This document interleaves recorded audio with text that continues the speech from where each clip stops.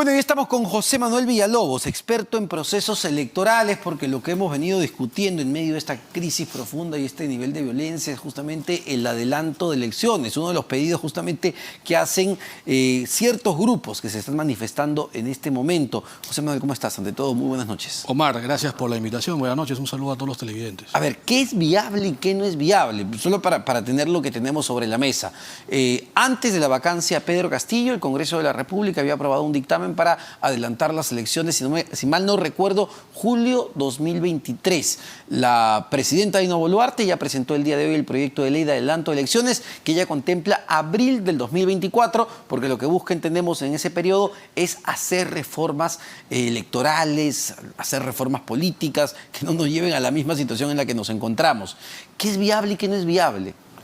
Bueno, Omar, primero que lo ideal, lo que técnicamente sería mejor, con reformas, con los plazos adecuados para hacer un proceso electoral, sería pues definitivamente abril del 2021.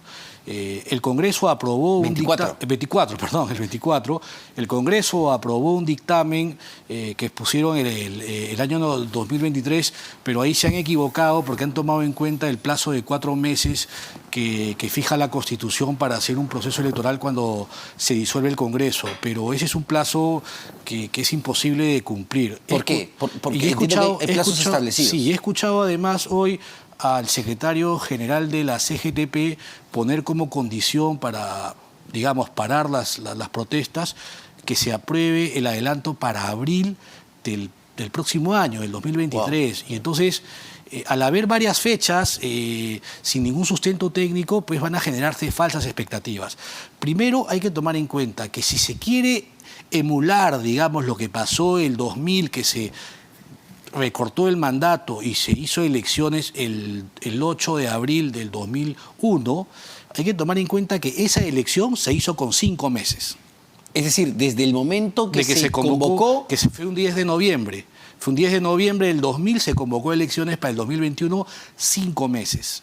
Pero en esa época no se hacían elecciones internas. No habían elecciones internas, los partidos no tenían que estar inscritos en el registro de partidos, no había ley de partidos. Por lo tanto, se inscribían, digamos, los partidos que estaban reconocidos, habían independientes, habían solo 14 millones de electores, ahora somos 24 millones. Es decir, el contexto es totalmente distinto. El contexto era totalmente distinto, no se necesitaban reformas, digamos, para mejorar la representación.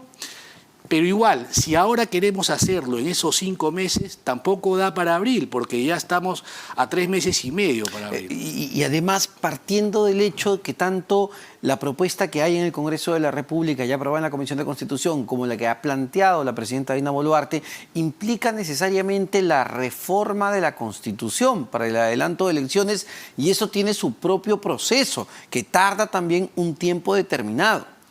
Bueno, eso es verdad, sin embargo, sí se podría recortar. Creo yo que el Congreso está haciendo la larga, en realidad, porque si leemos la calle quiere un gesto de que efectivamente se va a adelantar la elección y no es suficiente con que la presidenta lo haya propuesto, porque finalmente es una propuesta y ella no puede pues, decidir de mutuo propio que se adelante la elección. Entonces, lo que se requiere es que mañana mismo o el jueves que hay pleno se apruebe en primera votación lo que hay que aprobar primero es el recorte del mandato, porque el mandato vence el 2026. Hay que aprobar el recorte del mandato. ¿Pero ya se ha propuesto el recorte del mandato? Claro, en el dictamen que aprueba la Comisión de Constitución... La de Digna Calle y Susel Paredes. Claro, y la propuesta de la Presidenta de la República no solo es adelanto de elecciones, va de la mano con el recorte del mandato, porque tú no puedes convocar elecciones sin haber primero acordado recortar el mandato. Ahora,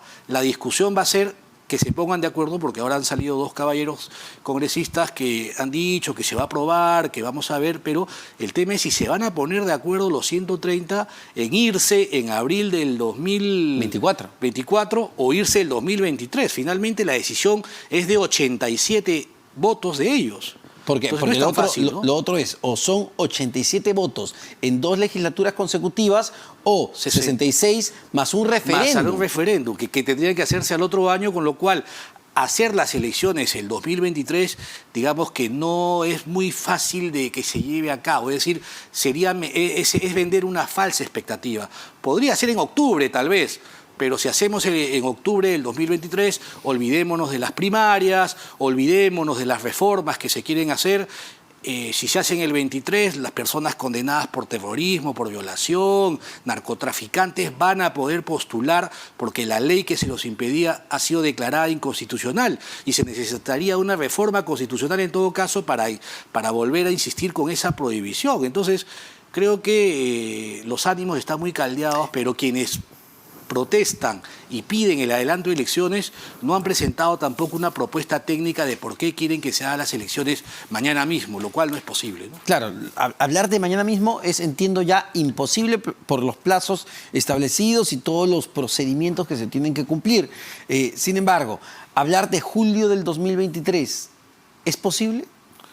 Mira, Omar, como te dije, se pueden recortar los plazos. Ahora, actualmente, y desde el 2017, a través de la ley que uniformizó el cronograma electoral, entre el día de la elección y la convocatoria tiene que haber 270 días. ¿Eso qué significa?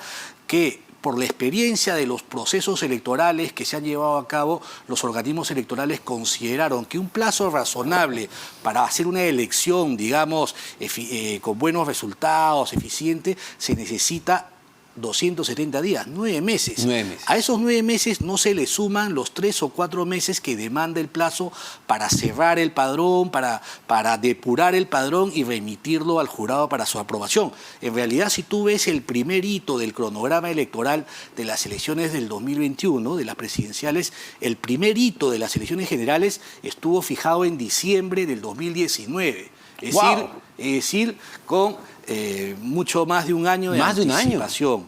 ¿Por qué? Porque hay pues todo un trabajo que hacer. Además, presupuestalmente, si queremos hacer el 2023, la ley de presupuesto, y tú eres especialista en temas económicos, la ley de presupuesto se ha aprobado. Sí, claro. La ley de presupuesto no contempla el gasto para las elecciones que demandarían unos 1.000 millones de soles sin primarias. Si son con primarias serían como 2.000.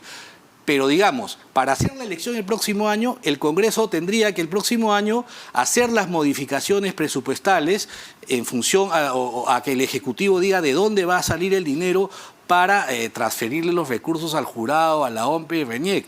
Y además estos tendrían que empezar los procesos de contratación porque obviamente hacer las elecciones no se hace pues desde el punto de vista de los abogados que solo se fijan en la ley. Hay que fijarnos en la parte de gestión administrativa, logística, ¿no? Que demanda hacer un proceso electoral. Entonces, digamos, quienes están señalando que hay que hacerlas el 2023, yo les pediría que reflexionen y que expliquen en todo caso cómo hacerlos el 2023 con todas las expectativas que tiene la gente de hacer reformas para mejorar la representación, como dijo acá uno de los congresistas que estuvo antes que yo entré, se podría tendríamos hacer a lo mismo de siempre, ¿no? Exacto, se podría hacer para el 2023, pero tendríamos que decirle, digamos, chao a ningún tipo de reforma que se quiera plantear porque los plazos no van a dar. O serían reformas aprobadas al caballazo, sin discusión previa. Y lo que yo también me temo, Omar, es que tal como ha sucedido ahora en las elecciones regionales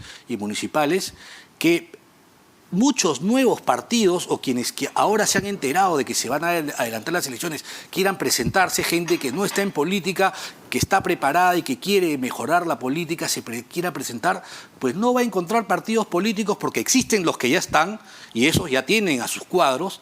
Y quienes quieran hacer nuevos partidos no le va a alcanzar el tiempo el 2023. Es decir, se podrían quedar fuera de carrera como se quedó el FREPAP, el Partido Verde o FE en las elecciones regionales y municipales porque venció el plazo para inscribir partidos y ellos no habían concluido su proceso de inscripción. Entonces nos enfrentamos a ese problema también, que iríamos el 23 casi con los mismos partidos, uno que otro que está por inscribirse, pero digamos, Verónica Mendoza no tiene partido, ¿no?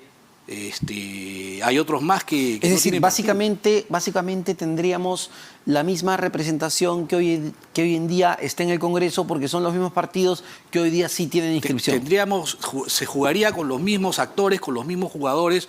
Uno que otro partido está por inscribirse, que son 3, el FREPAP, por ejemplo, pero no se abriría la puerta a nuevos partidos, con lo cual el desencanto seguiría, porque van a decir al final la gente, decir, mira, son los mismos de siempre, ¿no? Entonces no se va a poder, creo que, cumplir las expectativas que ahora se están vendiendo a la población.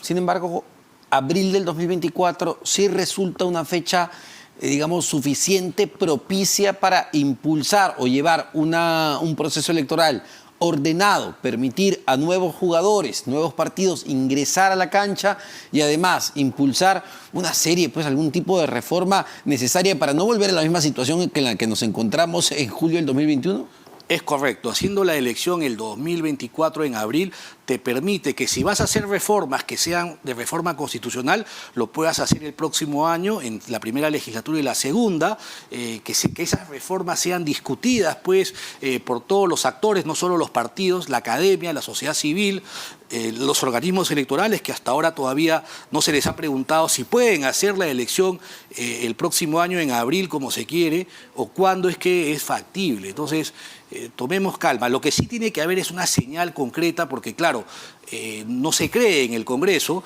y entonces el Congreso tiene que dar una señal de aprobar de inmediato el recorte del mandato y el adelanto de elecciones, con el compromiso de que en las fechas más próximas, en el plazo que se pueda, si es en enero mejor, se apruebe la segunda votación y la presidenta pueda convocar a las elecciones, con lo cual correrá el tiempo suficiente para que los mismos partidos que existen conozcan, seleccionen bien a sus candidatos para que no a última hora no estén buscando gente, se metan a ser candidatos y a la hora de la hora son sentenciados, procesados, denunciados, etcétera. Porque, a ver, dentro de esta agenda que se pide, se exige de algunos manifestantes, también está la renuncia de Dina Boluarte. Y ante una renuncia de ya los presidentes y vicepresidentes, se activa, entendemos, la posibilidad de que el presidente del Parlamento o presidente del Parlamento asuma justamente la conducción del país y, entiendo, tendría que llamar a elecciones en no más de 9 meses.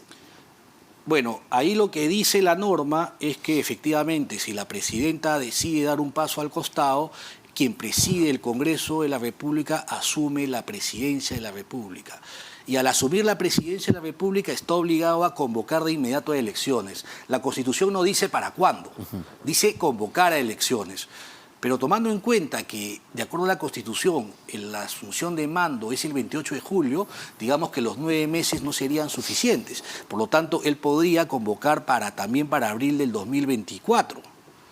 O porque él no está obligado, en todo caso, a hacer en un plazo más corto, porque la ley, la Constitución solo manda a convocar de inmediato, pero no dice para cuándo. Entonces, si se van a adelantar las elecciones, por ejemplo, en una fecha que no sea abril, sino sea después del mes de abril, no se va a poder asumir el mando el 28 de julio, también se tiene que hacer una reforma constitucional para que el mando no se asuma ya el 28 de julio, sino el 1 o 2 de enero del año siguiente de realizar la elección. Y justamente, José Manuel, ya el Jurado Nacional de Elecciones había emitido un comunicado en ese sentido, en lo que tú comentas, ¿no? Que el presidente del jurado, Jorge Luis Salas Arenas, señaló que la posibilidad de realización de elecciones generales y de todo un proceso electoral debe seguir las fases o hitos establecidos en la Constitución y las leyes electorales, que entre otros exigen un plazo de 270 días para la convocatoria a elecciones, la intangibilidad de las normas electorales desde un año antes, etcétera. O sea, ya hay una posición muy clara de las entidades electorales. Y lo ratificaron en las elecciones regionales y municipales cuando se insistía con realizar las elecciones primarias y, por ejemplo, no habían plazos para poder hacer esas primarias, que son un proceso similar a las elecciones generales. Es un proceso adicional, con un costo adicional, como te dije, si las generales cuestan 1.000 millones, digamos que las primarias podrían costar un poco menos, pero son dos procesos que estaríamos hablando de 2.000 millones. Pero además, con un cronograma similar, porque para hacer primarias, tú tienes que, al igual que en las elecciones generales, tienes que tú tener un plazo para inscribir listas de candidatos, para calificar a esos candidatos, para que se puedan presentar las tachas, para que se puedan presentar las apelaciones a las resoluciones que depuren candidatos. Entonces, no es que las primarias o las internas se hacen de la noche a la mañana, son un proceso electoral con sus mismos plazos que la elección normal. El tema de las internas es algo que nunca, pese a que se aprobó, como la parte de la reforma política que impulsó, entiendo, Martín Vizcarra en su momento, no llegó a aplicarse. Hablamos de las primarias. Son distintas que las internas, que las primarias lo que plantea es que votemos todos los ciudadanos, los electores. Las internas solo contemplan que voten los afiliados del partido. Son un proceso electoral, es un modelo que se ha copiado de la Argentina básicamente, que no se ha llegado a implementar porque estuvimos con el tema de la pandemia para las generales del 2021 y ahora si es que no se modifica la ley y se hace en el 2024 las elecciones, en la ley está previsto hacer primarias, pero como te dije, necesitas un plazo, necesitas un presupuesto adicional. Pero a ver, como parte de estas reformas que en un periodo de tiempo, si es que los tiempos dan, se debería impulsar, ¿qué es lo mínimo que debería cambiar? ¿Qué debería cambiar para que el próximo presidente o presidente tenga mayor legitimidad ante la población? No hay que olvidar eso. Finalmente, Castillo es un presidente que llegó con muy poca representación, con muy poca legitimidad, porque lo que terminó ganando en la primera vuelta fue el voto blanco y viciado. Sí, primero que ya se han hecho muchas reformas, Omar, pero no necesariamente las reformas nos van a dar una mejor representación. El tema también pasa por un tema de personas, quiénes se presentan, quiénes postulan y finalmente quiénes son elegidos. Porque hay buenos candidatos, pero los electores terminamos eligiendo a los peores, parece, ¿no? O no a los más preparados, que son muy pocos finalmente los que entran al Congreso, pero al final son vapuleados por los que no están preparados para representar. Y eso desanima o desincentiva a que buenos profesionales postulen. Ahora, ¿qué se puede mejorar para evitar que quien gobierne no tenga la fuerza suficiente en el Congreso para que no se vuelva ingobernable? Pues hay que modificar el sistema electoral de elección del Congreso, ¿no? Hay que hacer un nuevo diseño de cómo distribuir los escaños, ¿no? Eso es un tema de ingeniería electoral que se tiene que estudiar muy bien, ¿no? Ver qué es lo que se puede hacer, porque la valla electoral que buscaba que menos partidos entren al Congreso no es suficiente, porque tenemos siempre un Congreso atomizado de 8 o 9 partidos que con bancadas que se van rompiendo terminan en 13 o 15. Además de un presidente que como pasa la segunda vuelta con una baja votación, al igual que su lista de candidatos al Congreso, entonces entra con muy pocos congresistas, como pasó con PPK y también como ha pasado con Castillo. Entonces, ahora, no necesariamente el sistema lo va a solucionar, porque con el mismo sistema el APRA o Ollantumala tuvieron una mejor representación en el Congreso, una bancada más grande que les daba sostenibilidad. No se modificó el sistema funcionó en ese momento. ¿Qué pasó ahora? Que bueno, las votaciones se centraron en algunos distritos pequeños donde se distribuyen muchos escaños, y el que ganó por mucha votación, como Castillo en su momento, o Keiko también en su momento, se llevaba los 2 o los 4 congresistas de un distrito y no funcionaba la proporcionalidad. Y solo para terminar, José Manuel, ¿tú crees que el volver a tirar los dados y elegir a un nuevo presidente, presidenta, un nuevo Congreso, mejore lo que hemos tenido hasta el momento? Yo soy pesimista, Omar, no quiero transmitirla, pero mi pesimismo, pero yo creo que como van las cosas y si se adelanta el proceso de elección, vamos a terminar con una representación igual o de repente mucho más radical o intransigente que la que tenemos. Muchísimas gracias, José Manuel Villalobos, experto en temas electorales.